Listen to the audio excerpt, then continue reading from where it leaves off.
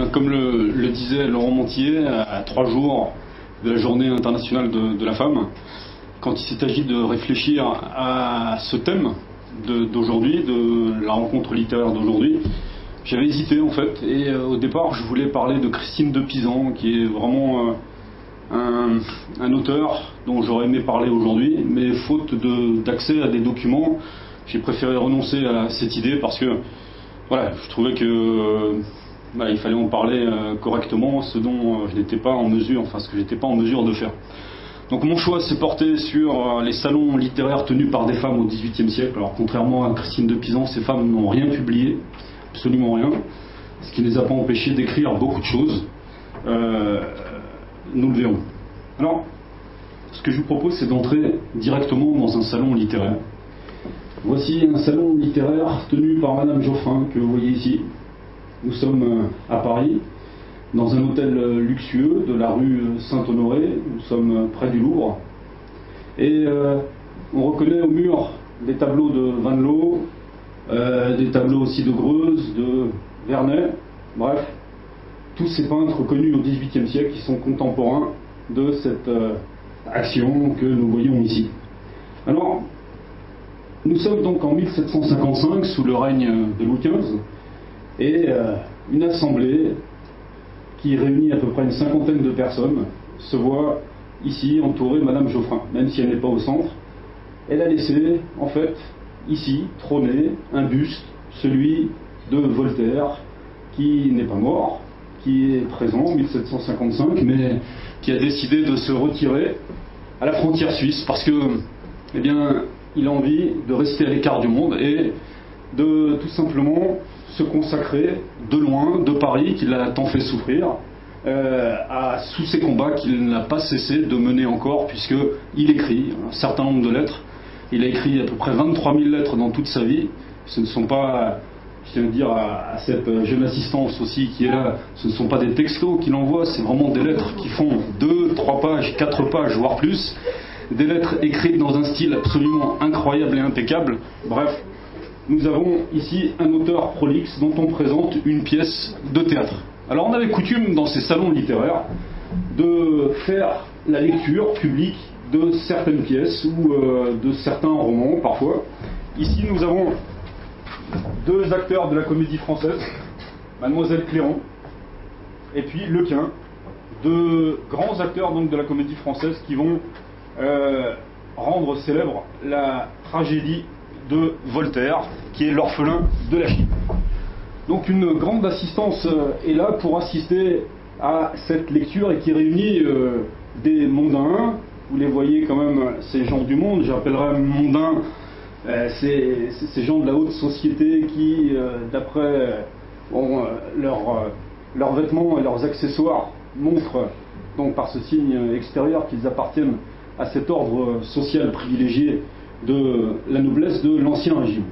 Donc je vais passer simplement à un autre, au même tableau mais vu un petit peu autrement, avec une indication de ceux qui composent ce salon prestigieux. Donc, autour de cette Madame Geoffrin qui est là, donc vous avez Diderot, d'Alembert et le buste de Voltaire dont j'ai parlé et Jean-Jacques Rousseau. Donc une assemblée de philosophes et de mondains qui sont là pour écouter, mais aussi pour converser, on le verra. Alors, regardons un petit peu ces réactions au niveau de la lecture de cette pièce que font ces 2 grands tragédiens.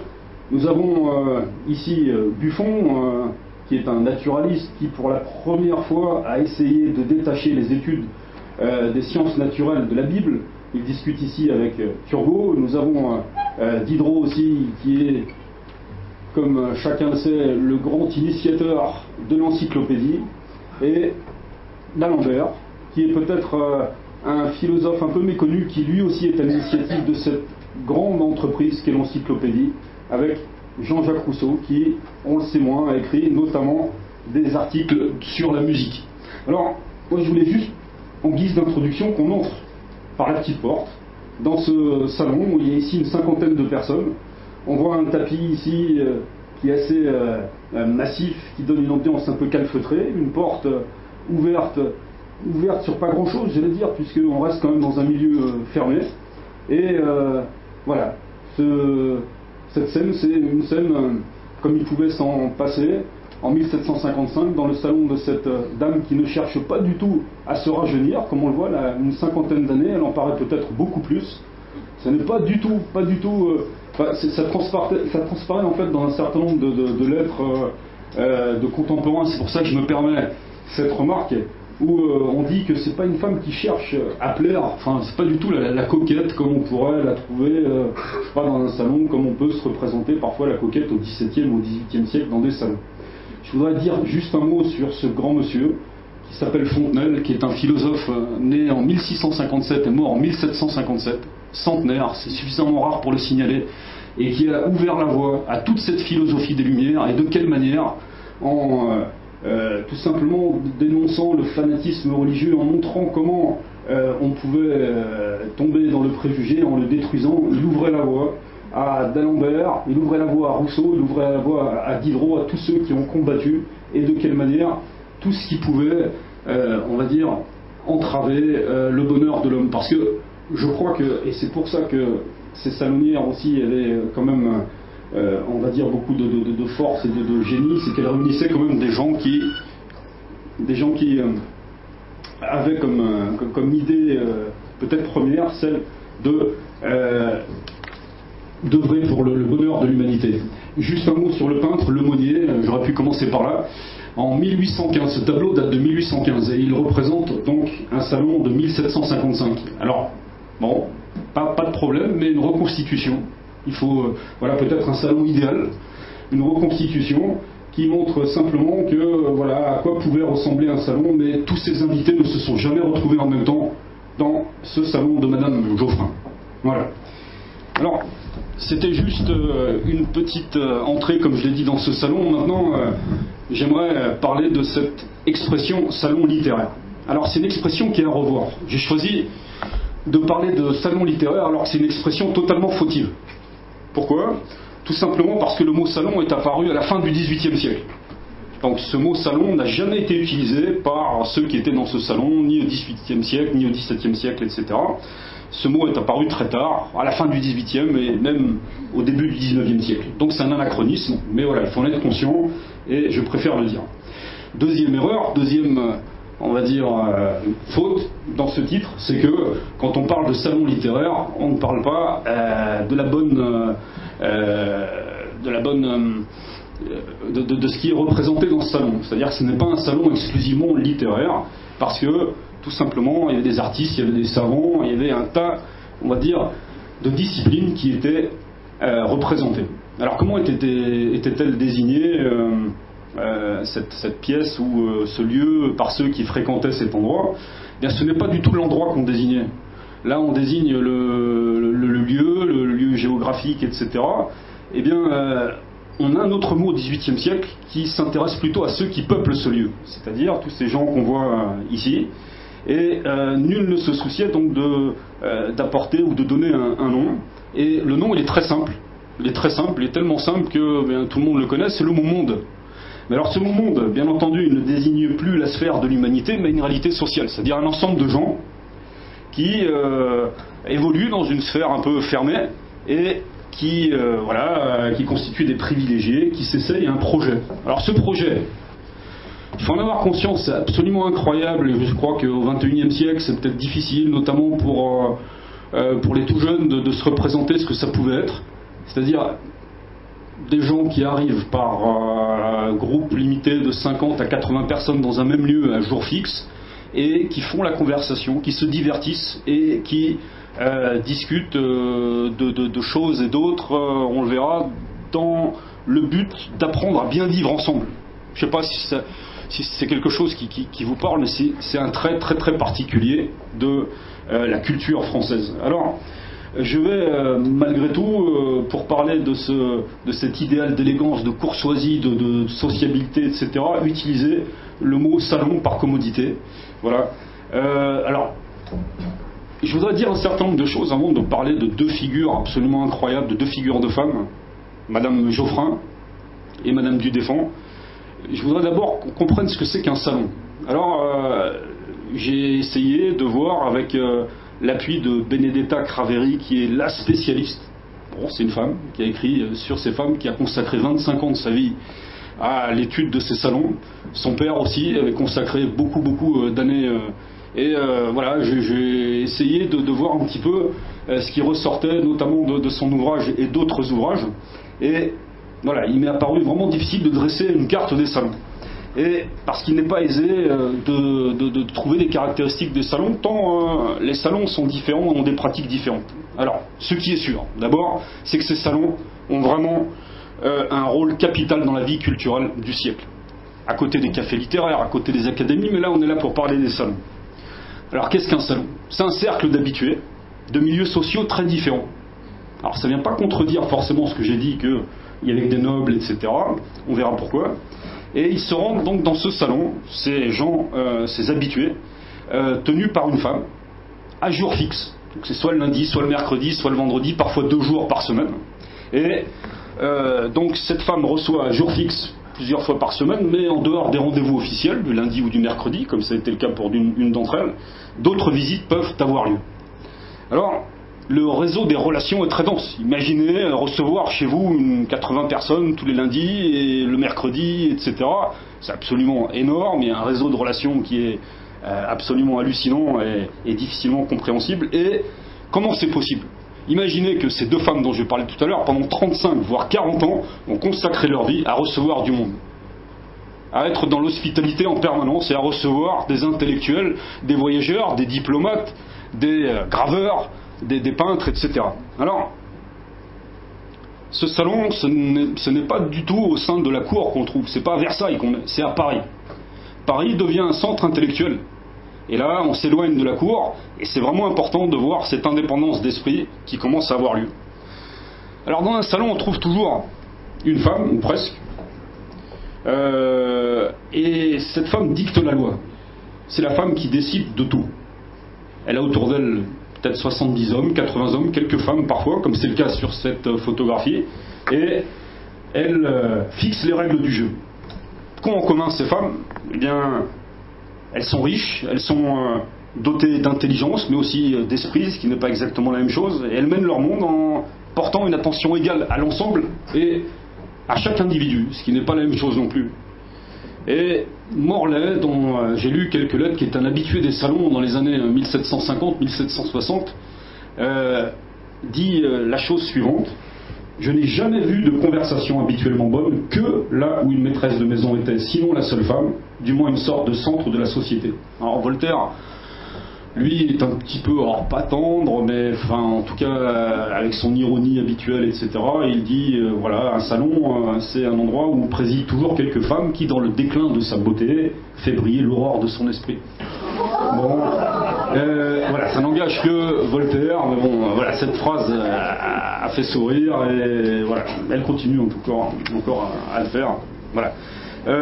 La femme qui fait salon agit comme un aimant, et elle arrive à rendre vraiment harmonieux un lieu qui est composé de gens différents. C'est ça la force de ces femmes, et de cette Madame Geoffrin dont je parlais tout à l'heure. Et vraiment, ce qui est nouveau, c'est qu'on commence à inventer un langage nouveau. C'est-à-dire que ces gens qui se rendent dans les salons littéraires ont des formules pour désigner cette nouvelle réalité. Puisque ces femmes deviennent un petit peu des nouveaux membres de la famille quand on s'y rend régulièrement. Donc on va faire la partie de madame, on joue chez madame, on lit chez madame, on dîne avec madame. Bref, on est là avec madame très souvent, peut-être plus souvent qu'avec ses enfants. Alors, qu'est-ce qu'un salon aussi? Parce qu'un salon, c'est à chaque fois assez particulier selon la femme qui préside, c'est aussi un ton particulier. Et comme une personne, elle a une physionomie, il a une physionomie particulière, ce salon. Qu'est-ce qui donne sa physionomie particulière à un salon, en dehors du fait qu'il y a une femme avec une personnalité particulière? Eh bien, ce sont avant tout ses habitués. Parce que sur les 100 personnes qu'on reçoit dans un salon, il y a 70 personnes qui vont donner une ambiance, qui vont instaurer une atmosphère particulière, et aussi grâce à cette femme qui préside tout ça. Alors ces hôtes permanents sont toujours accompagnés de gens qui viennent de passage, qui sont là parce qu'ils sont des voyageurs de toute l'Europe et qu'ils ont entendu, on le verra, parler de ce prestige d'aller dans ce salon. Alors, ce qui est intéressant, je trouve, de signaler, et je vais passer au point suivant, c'est que il y a des gens qui sont des habitués de plusieurs salons. Donc ils vont aller au salon de Madame Untel et ils vont se rendre au salon de Madame autre.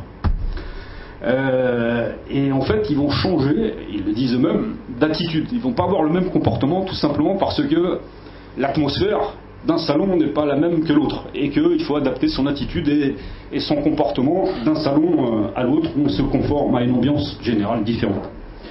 Les salons entre eux, parce qu'il en coexiste un certain nombre, enfin il en existe un certain nombre, coexister, cohabiter, enfin je sais pas comment dire, mais en tous les cas, voilà, il y en a à peu près 7 ou 8 des salons dignes de ce nom, je sais pas, mais en tous les cas des salons tenus par des femmes et qui sont au XVIIIe siècle extrêmement connus.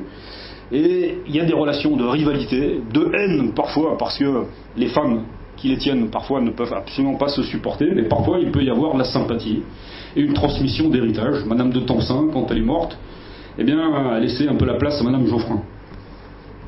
Aucun, et ça il faut vraiment aussi peut-être le sentir, aucun salon ne peut compter sur la fidélité exclusive de gens qui viennent simplement dans un salon. Voilà, la fidélité n'existe pas, on va à plusieurs salons, c'est le cas des philosophes. Qu'est-ce qu'on y fait? C'est la question quand même, peut-être que j'ai gardé pour la fin, c'est l'art de la conversation. Et je crois que quand je parle de l'art de la conversation, quand on parle de l'art de la conversation, les deux mots sont aussi importants. Le mot conversation, qui signifie échange, discussion, etc., mais l'art, le mot art, met en jeu quand même un certain nombre de notions, la beauté du langage, mais aussi le raffinement et l'élégance, etc. Un art raffiné d'être ensemble. Imaginez donc un groupe de 80, 100 personnes comme ici qui parlent donc de choses et d'autres. On verra de quoi ils parlent exactement. Et Madame de Staël, qui est un auteur trop méconnu selon moi, qui a vécu au début du XIXe siècle et qui est l'auteur de Corinne d'Italie, a vécu à la fin du XVIIIe siècle, mais surtout au début du XIXe siècle et après la Révolution, comme il n'y avait plus de salons après la Révolution, on en reparlera. Eh bien, elle vivait avec elle pensait avec beaucoup de nostalgie à ces salons et elle disait la chose suivante, on converse plus en France qu'en aucun pays du monde. Et elle se souvient, bien sûr, en disant ça, des salons de sa jeunesse, qu'elle a peu fréquentés, parce que la Révolution est passée par là, avec la disparition de ce monde dont on parlait tout à l'heure. Et elle raconte une anecdote que je voudrais vous soumettre et que je trouve intéressante. Elle parle d'émigrés français au Canada. Aux Amériques. Un dénommé Volnoy, qui est un ami donc, de Madame de Staël, lui dit, tu sais, vraiment j'ai rencontré des Français, et c'est incroyable ce qui se passe. Il y a des gens qui sont prêts à traverser des contrées à 300 ou 400 km, etc., simplement parce qu'ils savent qu'il y a d'autres Français et qui pourront converser, et qui pourront faire une conversation. Et là, c'est vraiment un trait, je crois, de la vie culturelle française, c'est se dire, les Français aiment parler, les Français aiment converser, et nous tenons peut-être, on y reviendra, aussi cet art de la conversation, ou ce goût de la conversation de ces salons littéraires. Alors qu'est-ce qu'on faisait aussi dans ces salons? On converse, donc on fait des lectures publiques comme on le voit, du théâtre, on improvise des vers, et puis on aime trouver de belles tournures, la conversation obéit à des lois sévères, on ne peut pas dire n'importe quoi, n'importe comment, et bien sûr, on doit garantir l'harmonie, et si vous voulez, il faut non seulement faire preuve de clarté, de mesure, d'élégance, mais il y a quelque chose qu'on apprécie beaucoup quand on est dans un salon, c'est l'art d'écouter aussi. Et ça, c'est vraiment quelque chose de particulier. Il n'y a pas que l'orateur qui est mis sous les projecteurs, il y a ceux qui écoutent. Et l'art d'écouter est très très apprécié, non seulement au XVIIIe, mais avant au XVIIe siècle. Les moralistes comme La Rochefoucauld ou La Bruyère en parlent assez. Alors on aime les bons mots, les maximes, c'est-à-dire les formules très, très courtes, et je vous en donne quelques-unes. Par exemple, qu'on a affectionné au temps de Louis XV. Rien n'empêche tant de paraître naturel que l'envie de le paraître. Rien n'empêche tant de paraître naturel que l'envie de le paraître. Ou bien, il est de l'amour comme de l'apparition des esprits. Tout le monde en parle, mais peu l'ont vu. Enfin voilà, c'est un peu ce genre de de formules, moi, qui me font toujours sourire et que je trouve tellement bien dites aussi. Et bon, voilà. Alors de quoi on parle? Des sujets qui sont abordés. Eh bien, on a une conversation qui est stimulée par un siècle quand même assez formidable, un siècle assez incroyable avec ses lumières. Ces lumières, je rappelle juste quelques idées. Voilà, c'est une métaphore, la lumière qui désigne ces philosophes, ces penseurs qui souhaitent éclairer les hommes qui sont dans l'ignorance, et ils souhaitent bien entendu combattre les préjugés de ceux qui en sont victimes. Et quand ils arrivent dans les salons littéraires tenus par Mme Geoffrin ou Mme Dudéfend, ils ont une envie, c'est rendre accessible leur savoir. Et là, c'est avec la vaste entreprise de Diderot et d'Alembert, de 1752 à peu près à 74, 28 volumes qui rendent accessibles, qui vulgarisent les connaissances. Alors, ce qu'il faut comprendre, c'est que dans ces salons littéraires, il y a vraiment un lieu de rencontre entre les intellectuels et les mondains. Les intellectuels, ils ne sont pas forcément nobles. Beaucoup sont des bourgeois. Voltaire a vécu extrêmement difficilement le fait d'être un bourgeois. Voilà, c'est-à-dire quelqu'un qui appartenait à un ordre qui n'était pas du tout privilégié et qui ne laissait pas la place qu'il méritait, puisque la question du mérite est bien entendu au cœur de la problématique. Rappelons-nous le mariage de Figaro. Alors, on a donc des personnages assez intéressants, je trouve, dans le mélange. Donc les mondains, l'aristocratie, la vieille aristocratie française, qui s'ouvre à un monde plus élargi, c'est-à-dire celui des intellectuels et celui des philosophes en particulier, qui proposent leurs idées nouvelles. Duclos, qui est un fin connaisseur aussi au XVIIIe siècle de ces salons, dit: on a gagné de part en part à cette liaison, c'est-à-dire à cette rencontre entre les mondains et les philosophes. Les gens du monde ont cultivé leur esprit, formé leur goût et acquis de nouveaux plaisirs. Les gens de lettres n'en ont pas tiré moins d'avantages. En gros, tout le monde a été gagnant dans cette rencontre. Et il termine par la chose suivante: les mœurs font à Paris ce que l'esprit de gouvernement fait à Londres. Alors, cette phrase qui paraît compliquée n'est pas du tout. En fait, quelqu'un comme Voltaire, qui était exilé, qui était obligé de s'exiler à Londres dans les années, il me semble, enfin de mémoire, dans les années 1720, suite à une altercation avec un chevalier de Rohan qui était d'une mort, d'une arrogance à son égard et qui lui a rappelé ses origines, qu'il appartenait aux tiers états, etc. Voilà, il a provoqué un duel et il a dû partir parce que tout simplement on lui a dit de ne plus être sur le sol français. Et donc il arrive en Angleterre et là il découvre une nation mais complètement différente de celle de la France, où il y a une certaine égalité garantie par une monarchie constitutionnelle, et puis voilà, tout le monde peut avoir accès, tout le monde, s'il a un certain mérite, peut avoir accès à des privilèges et à des positions hautes de la société. Et voilà. En fait, les salons littéraires sont en train de réaliser ce qu'en Angleterre, le gouvernement a décidé, nous dit Duclos. Et ça, je trouvais ça particulièrement intéressant. Bien. Voilà, donc... dernier point, je voudrais simplement signaler que c'est la vie mondaine qui va offrir à ces intellectuels le milieu où ils pourront diffuser leurs idées. Alors, je vais parler maintenant de Madame Geoffrin. Cette femme, dont on a aperçu l'image tout à l'heure un peu plus vieillissante, dans les années 55, eh bien, c'est la seule bourgeoise à tenir salon. Là encore, j'insiste, nous sommes dans l'ancien régime. Pour qu'une bourgeoise, donc appartenant quand même aux tiers états, arrive, d'accord, les riches, etc., mais on sait quand même les préjugés contre la bourgeoisie, accusée de matérialisme toujours, s'intéresser très peu à l'art, eh bien, c'est la seule bourgeoise à tenir salon dans un hôtel particulier. Et ça, c'est quand même assez extraordinaire, et on a du mal à mesurer le caractère exceptionnel de cette entreprise. C'est une femme très riche qui rentre... très tôt en contact de l'élite intellectuelle. C'est une femme qui a été mariée à 14 ans, avec un mari qui était 3 fois plus âgé qu'elle, qui était très riche, qui avait une fortune colossale. Elle en a profité, et j'allais dire, elle a été très vite introduite dans un salon, celui de Mme Tencin, dont elle va prendre le relais, et là elle a vu des gens merveilleux, ce Fontenelle, Marivaux, et elle s'est dit, mais moi je veux faire ça. Elle n'est pas cultivée. Elle n'a pas beaucoup de culture, mais elle a une sorte d'intelligence des situations, une sorte d'intuition qui va faire qu'elle va donner pendant 40 ans de sa vie, avec une abnégation absolument extraordinaire, pour la culture européenne, on va dire. Alors, elle est ambitieuse, elle aime les choses de l'esprit, et 2 fois par semaine, elle reçoit. Pas une fois, mais 2 fois. Imaginez, elle ne sort quasiment pas de chez elle. Pendant 38 ans exactement, elle va rester chez elle à attendre le lundi, le mercredi, et puis les autres qui arrivent aussi d'autres jours parce qu'ils ont envie de la voir. Alors, Le lundi, elle reçoit les peintres, Vanloo, Boucher, Latour. Le mercredi, les hommes de lettres et les philosophes. Et pourquoi? Parce qu'elle s'est rendue compte qu'au départ, elle les avait mélangés et que ça prenait pas. Alors, voilà, parfois ça se mélange de nouveau, mais elle a préféré donc cette distinction du lundi et du mercredi. Alors, on dînait chez elle, c'est-à-dire on mangeait à midi, au 18e, et on soupait également chez elle. Et ça, c'est nouveau parce que c'est la première qui n'invitait pas simplement à souper, mais qui invitait à dîner. Et là, il pouvait se faire davantage de choses et les gens n'étaient pas obligés de partir un petit peu fatigués à minuit, mais ils pouvaient rester à peu près 7, 8, voire 10 heures de suite dans ce salon et il s'en passait des choses.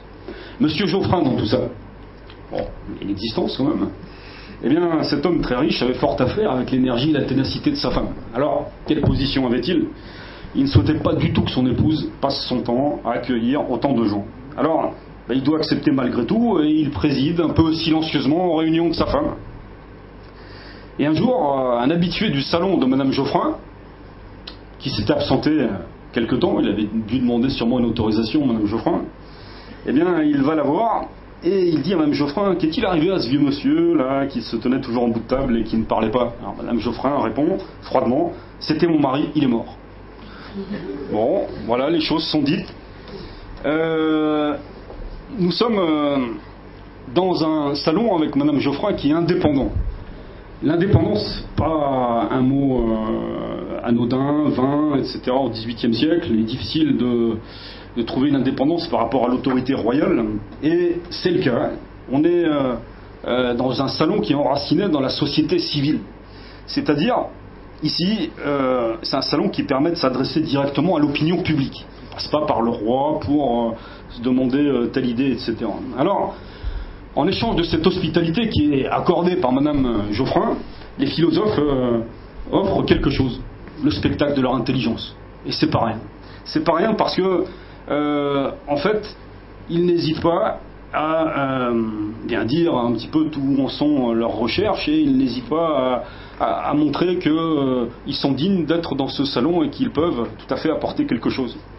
Alors, Madame Geoffrin n'hésite pas à saisir l'occasion donc de les inviter, et en 20 ans, de 1730 à peu près à 50, avec habileté, en choisissant soigneusement ses hôtes, elle en élargit le cercle, et vraiment on dit que c'est le salon le mieux administré, le plus complet qu'on ait jamais vu au XVIIIe siècle. Fontenelle, Marivaux, Montesquieu, d'Alembert, Helvétius, d'Holbach, Grimard, Montel, pour ne citer que les plus connus. Je ne sais pas si on s'imagine l'ébullition intellectuelle que ça devait représenter. C'était absolument incroyable.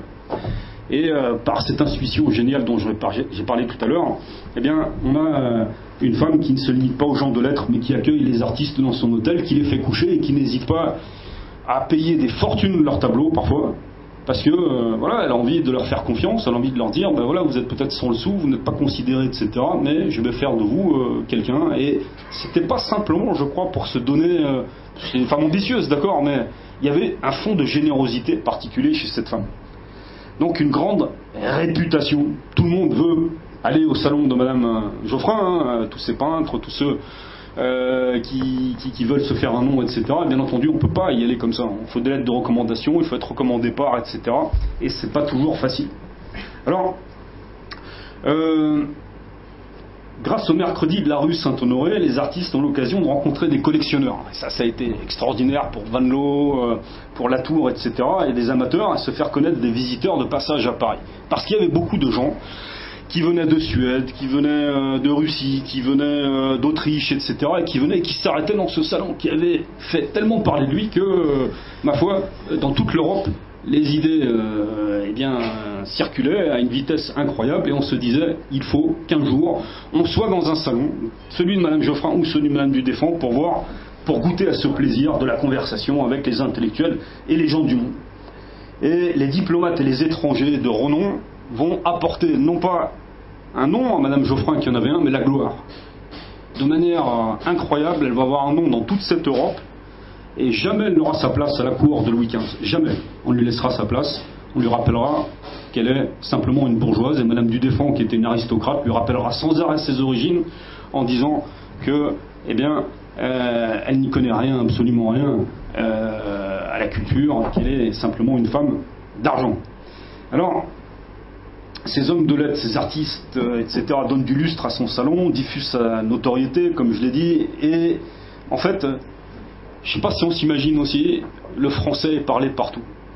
En Europe, au XVIIIe siècle, c'est ça qui est exceptionnel, et c'est ça aussi dont j'ai à cœur de parler, c'est que le français avait été une langue de référence, une langue de l'élite intellectuelle, mais une langue, j'allais dire, considérée comme la plus noble qui soit, la langue qu'il fallait connaître. Les Habsbourg parlaient français, Catherine II parlait français, Frédéric II de Prusse parlait français, et j'ai lu quelques lettres de Catherine II de Russie qui envoie un certain nombre de missives à Madame Geoffrin. C'est incroyable l'élégance de son écriture. Je parle de Catherine II de Russie, c'est absolument exceptionnel. Elle a été conquise par tout ce qui pouvait se faire en France, et vraiment le français était une langue.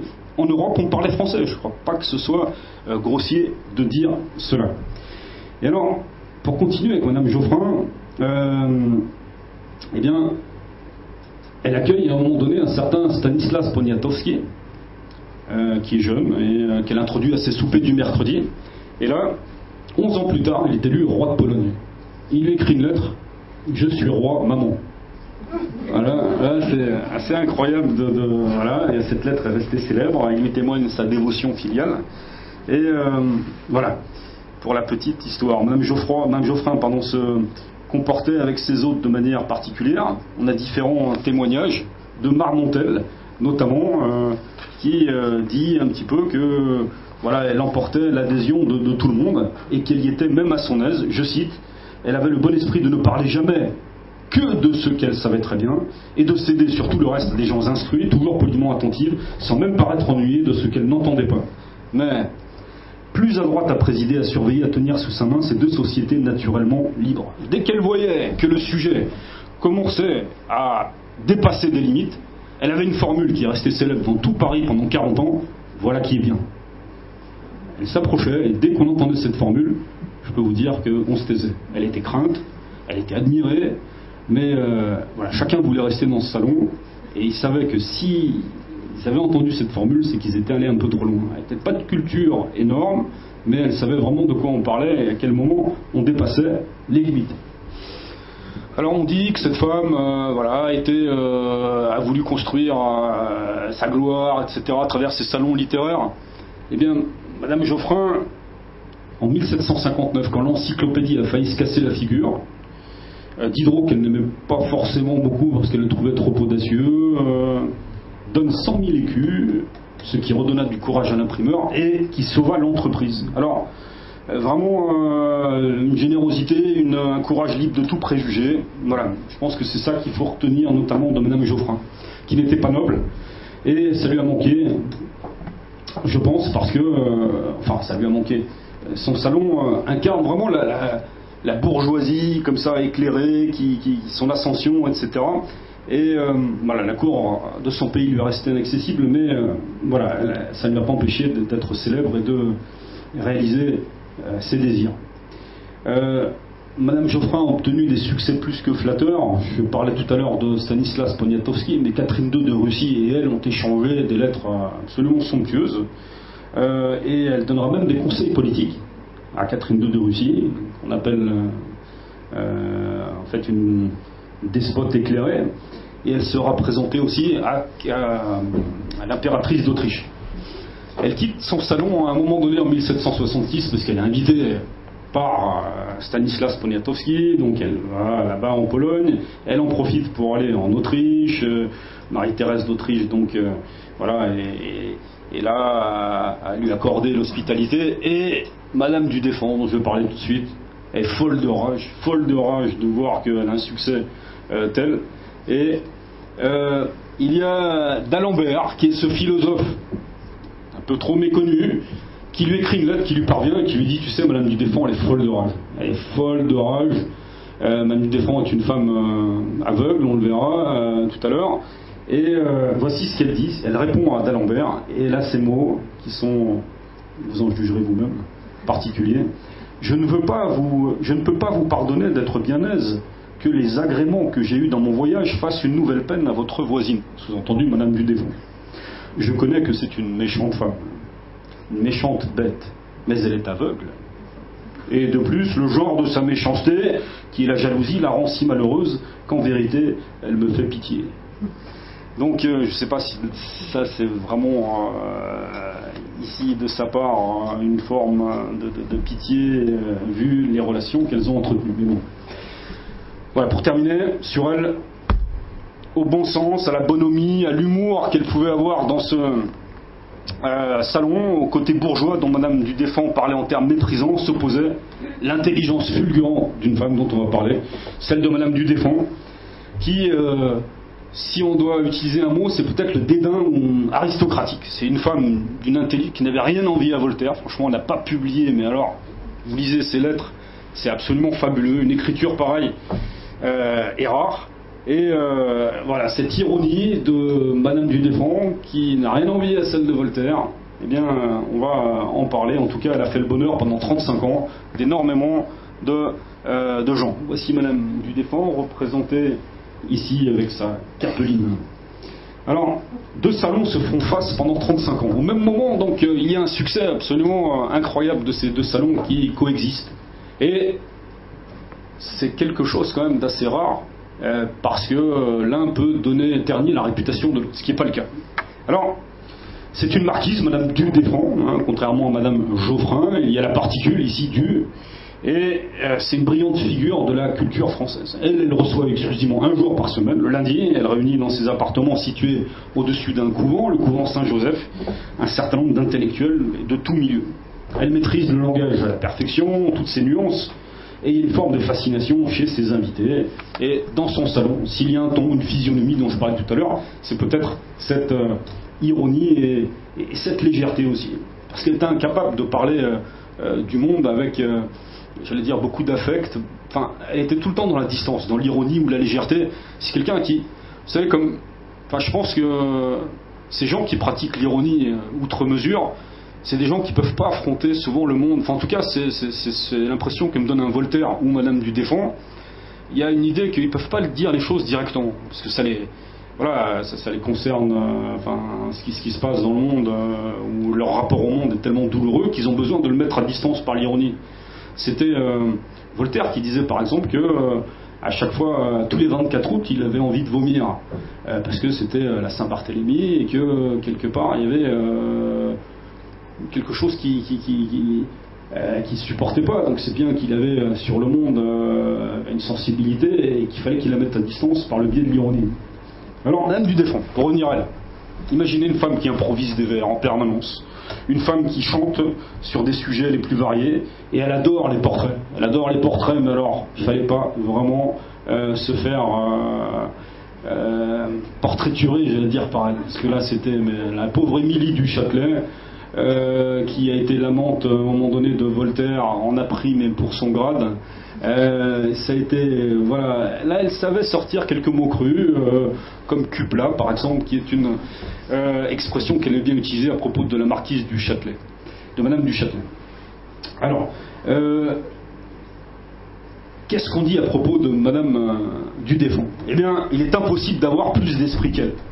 Il est si difficile d'en avoir autant que je la mettrais au-dessus de tout ce que je connais d'y en habituer. Madame du Défend accueille des hommes politiques qui la craignent.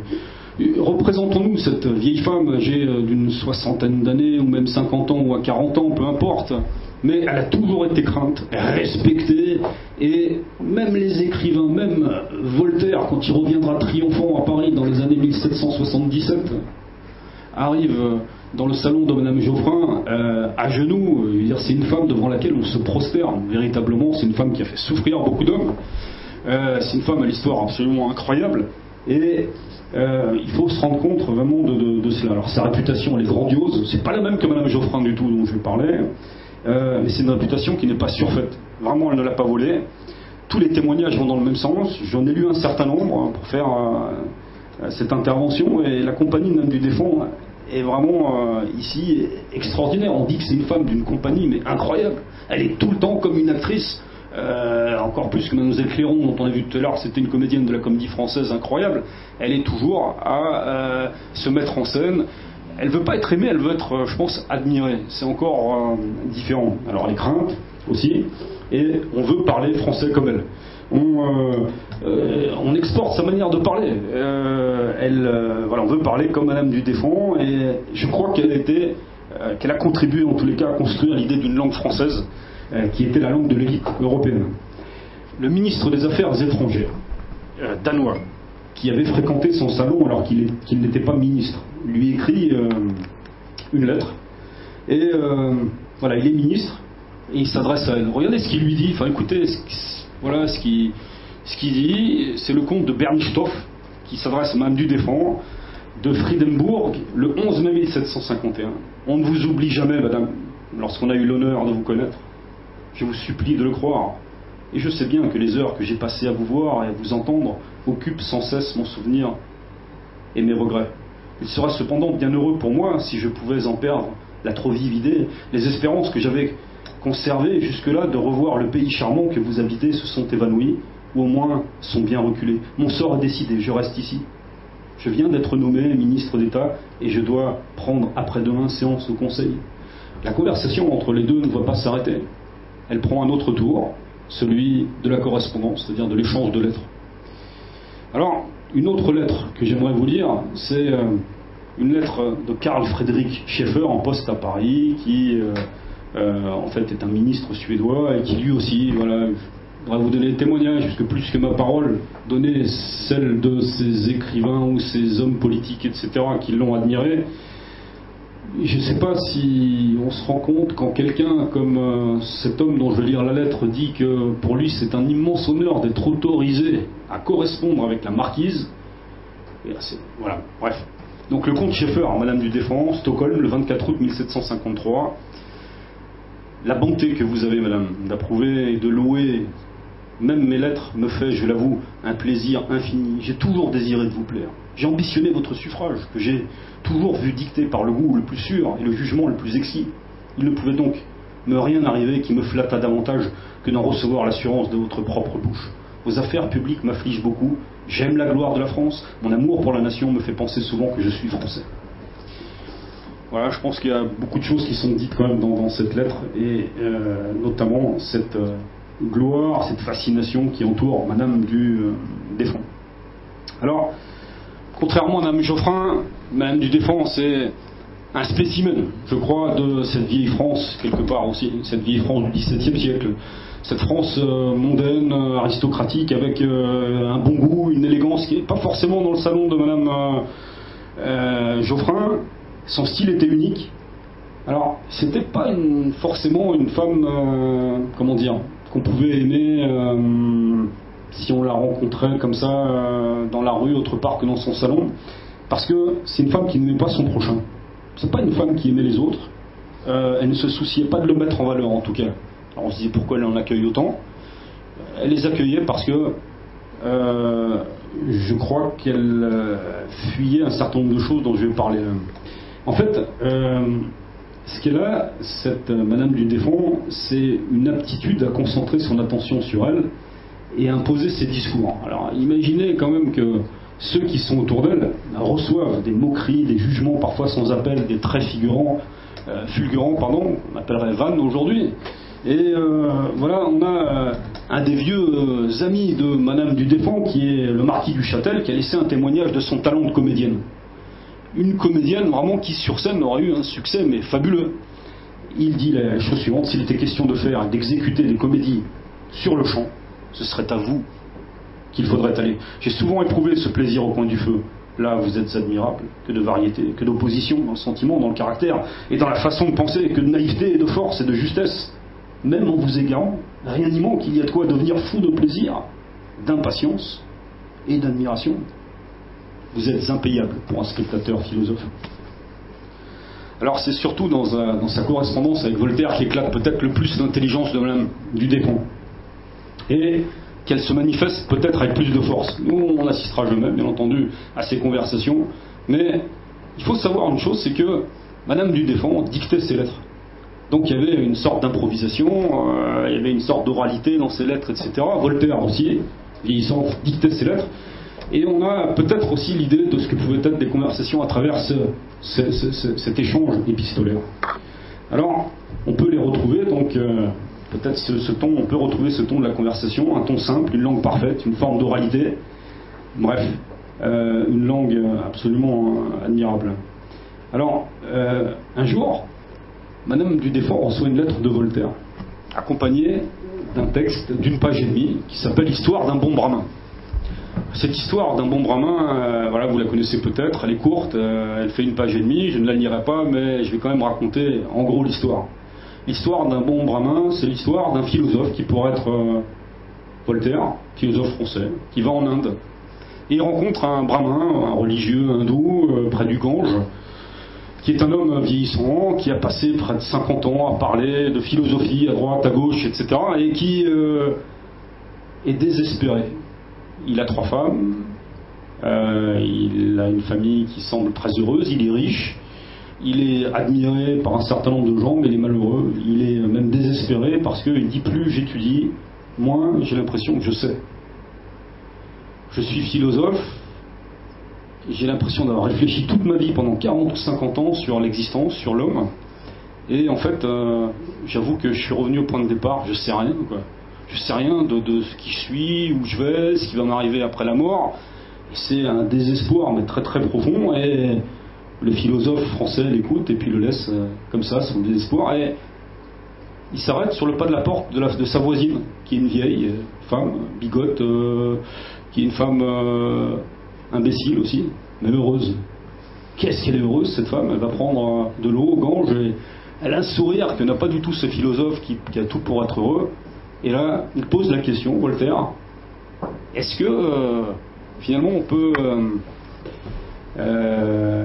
être quelqu'un d'intelligent et d'heureux? Non. Et est-ce qu'il y a beaucoup de gens intelligents qui voudraient passer le contrat suivant, c'est-à-dire être imbécile pour être heureux? Voilà. C'est ce qu'il envoie en fait comme conte à Madame du Deffand. Et là, c'est un écho mais absolument incroyable. Je vais vous lire la réponse de Madame du Deffand à cette lettre que je n'ai pas lue, mais à cette histoire aussi du bon brahmin qui a été envoyée.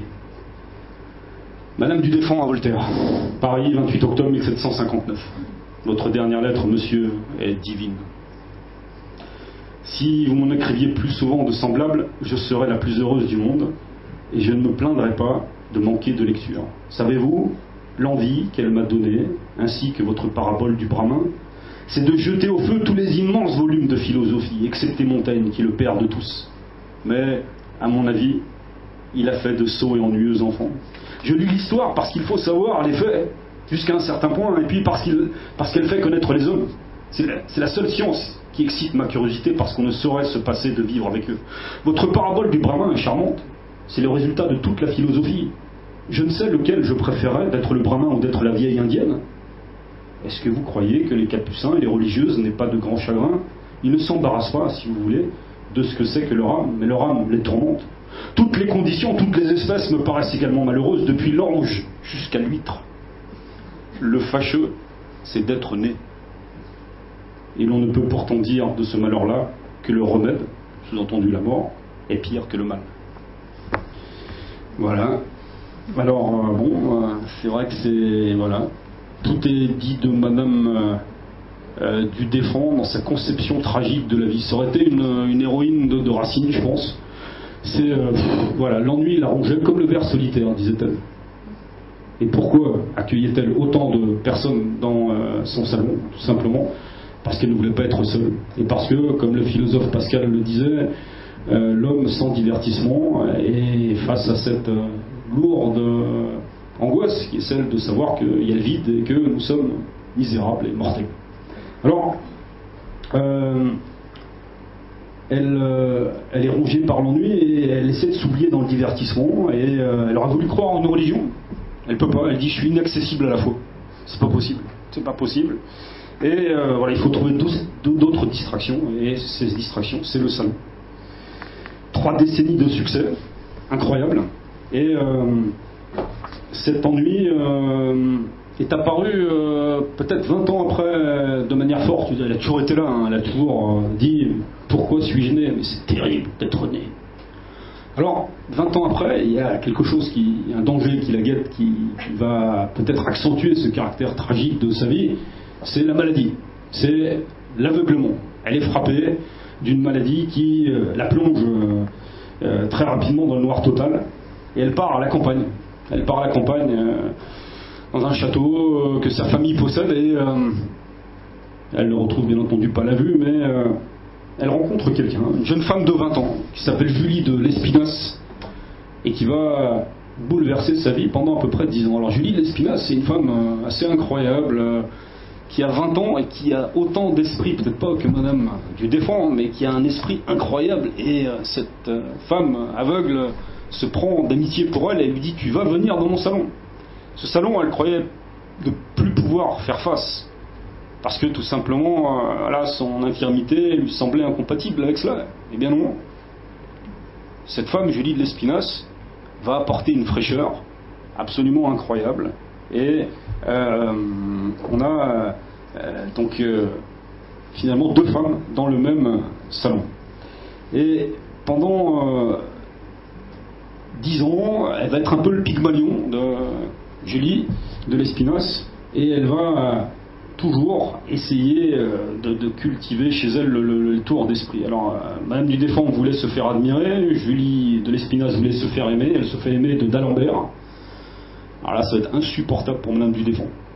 Madame du Défend avait 2, j'allais dire, chouchous, c'était Voltaire et c'était d'Alembert, et elle voit très bien que d'Alembert n'a Dieu que pour Julie de Lespinasse. Et là, l'équilibre est rompu, la jalousie va briser cet équilibre, et le philosophe adoré de Madame du Défend préfère aller avec Julie de Lespinasse, et c'est la rupture. Et il y a quelqu'un qui va accueillir Julie de Lespinasse les bras ouverts, c'est Madame Geoffrin, bien entendu, je vous le donne en mille. Et là, la brouille entre Madame du Défend et Madame Geoffrin va être terrible. Alors, moi je souhaite, juste pour conclure cette intervention, dire quelques petites choses pour revenir sur l'ensemble de la vie de Madame du Défend. Madame du Défend, eh bien, force est de constater la formidable autorité dont elle a su faire preuve. Elle a joui de cette autorité, et qui mieux qu'elle a pu tenir la dragée haute à Voltaire, en personne, en osant le critiquer, en lui disant qu'il avait une philosophie de pacotille et que voilà, il fallait qu'il se calme un peu là.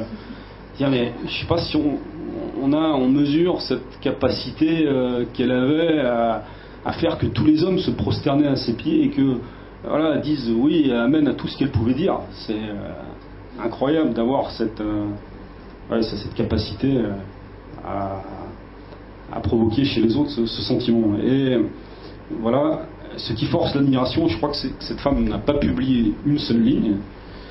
Elle a écrit, bien sûr, elle ne les a pas publiées, et elle n'a pas porté non plus un grand nom de la France, même si c'est Madame du Défend. Elle n'a pas joué le moindre rôle politique ou diplomatique, et elle n'avait pas les mêmes revenus que Madame Geoffrin, et elle a réussi, avec son seul esprit, à devenir une légende vivante et à rester, depuis, dans la mémoire européenne, la figure peut-être la plus énigmatique du XVIIIe siècle. Et ça, c'est quand même voilà, c'est extraordinaire. Alors en conclusion, j'aimerais dire 3 choses sous forme de questions. Alors c'est pas forcément les questions que j'ai envie que vous me posiez, c'est les questions qui, je crois, pas s'imposent, mais voilà, on parle de la femme, on parle de 2 femmes, on parle des salons littéraires, etc. Alors la première, c'est est-ce que le salon a été vraiment le lieu de l'émancipation de la femme? Question que je pose. En tout cas, s'il y a une affirmation que je donnerais dans cette conclusion, c'est le salon comme lieu de démocratisation. C'est-à-dire le fait que les mondains, les intellectuels bourgeois ou d'autres artistes sans le sou puissent coexister. Je ne sais pas si ça annonce la révolution, mais en tous les cas, ça en dit long sur ce qui se passe dans cet espace fermé qui va devenir autre, on le sait, après la révolution, où il y a en tout cas ces mots d'ordre chers aux philosophes que sont l'égalité et la liberté qui vont devenir au cœur de la déclaration de l'homme et du citoyen. La femme, en tout cas, je crois qu'il y a une chose sur laquelle on peut être d'accord, c'est qu'elle est le centre de la vie intellectuelle.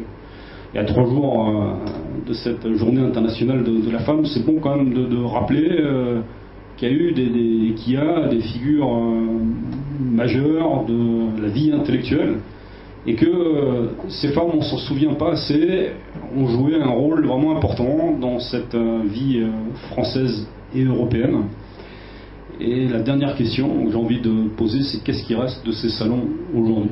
Voilà. Merci d'avoir écouté.